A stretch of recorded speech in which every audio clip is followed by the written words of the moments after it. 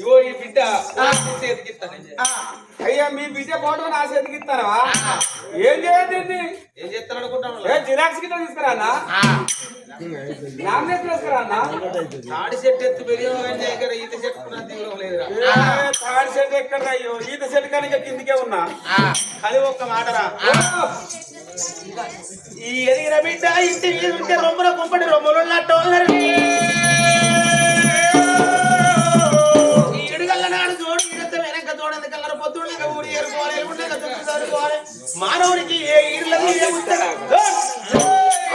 తీరాలు అన్నారు.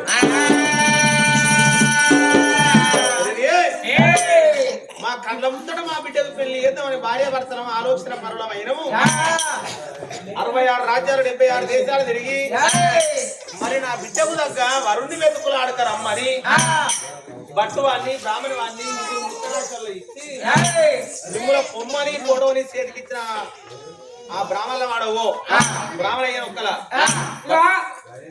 బ్రాహ్మణాన్ని తీసుకోపోను, బ్రాహ్మణ అమ్మని తీసుకోపోతా.